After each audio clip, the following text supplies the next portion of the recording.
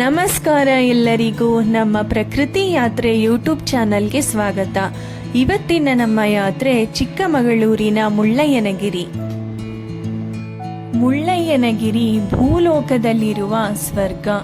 ಇಲ್ಲಿನ ಸೊಬಗಿನ ಸಿರಿ, ಹಸಿರು ಲೋಕ, ಬೆಟ್ಟಕ್ಕೆ ಮುತ್ತಿಕ್ಕುವ ಮೋಡಗಳು, ಮಂಜು ನಮ್ಮನ್ನು ಹೊಸ ಲೋಕದಲ್ಲಿ ವಿಹರಿಸುವಂತೆ ಮಾಡುತ್ತದೆ.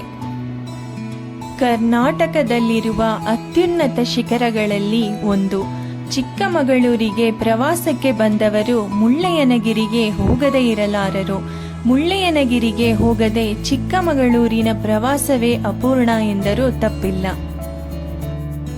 ಚಿಕ್ಕಮಗಳೂರಿನಿಂದ ಸುಮಾರು 20 ಕಿಲೋಮೀಟರ್ ದೂರದಲ್ಲಿ ಈ ಸುಂದರವಾದ ಗಿರಿ ಇದೆ.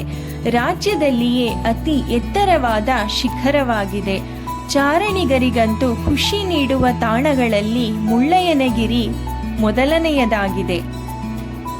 ಮುಳ್ಳಯ್ಯನಗಿರಿ ಶಿಖರವು 6317 ಅಡಿ ಎತ್ತರವಿರುವ ಕರ್ನಾಟಕದ ಅತಿ ಎತ್ತರದ ಶಿಖರವಾಗಿದೆ.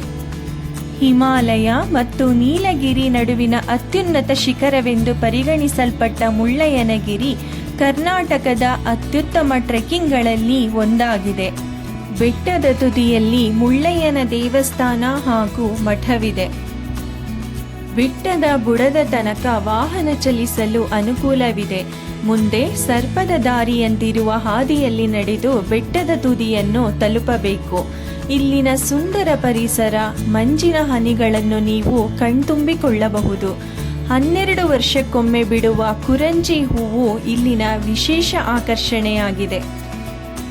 ಮೆಟ್ಟಿಲುಗಳ ಮೇಲೆ ನಡೆಯುತ್ತಾ ಸಾಗುವ ಅನುಭವವು ಅನನ್ಯ. ಇಲ್ಲಿನ ನಿಸರ್ಗದ ರಮಣೀಯ ನೋಟವನ್ನು ಕಣ್ತುಂಬಿಕೊಳ್ಳುವುದೇ ಮಹದಾನಂದ. ಬೆಟ್ಟದ ತುದಿಯನ್ನು ತಲುಪಿದ ನಂತರ ಚುಮು ಚಳಿ, ತಣ್ಣನೆ ಬೀಸುವ ತಂಗಾಳಿ, ಕಣ್ಮುಂದೆ ಕಾಣುವ ದಟ್ಟವಾದ ಬೆಳ್ಳಿಯ ಮೋಡಗಳು, ಭೂಲೋಕದ ಸ್ವರ್ಗವನ್ನು ತಲುಪಿದ ಅನುಭವ ನಮಗೆ ಆಗುತ್ತದೆ. ಇಲ್ಲಿಗೆ ಪ್ರವಾಸ ಮಾಡಲು ಸೂಕ್ತ ಸಮಯವೆಂದರೆ ಅಕ್ಟೋಬರ್ನಿಂದ ಫೆಬ್ರವರಿ. ಧನ್ಯವಾದಗಳು. ಈ ವಿಡಿಯೋ ನಿಮಗೆ ಇಷ್ಟವಾಗಿದ್ದಲ್ಲಿ ಲೈಕ್ ಮಾಡಿ ಮತ್ತು ಸಬ್ಸ್ಕ್ರೈಬ್ ಮಾಡಿ. ಪ್ರಕೃತಿ ಯಾತ್ರೆ ಯೂಟ್ಯೂಬ್ ಚಾನಲ್ಗೆ ಪ್ರೋತ್ಸಾಹಿಸಿ. ಜೈ ಹಿಂದ್, ಜೈ ಕರ್ನಾಟಕ ಮಾತೆ.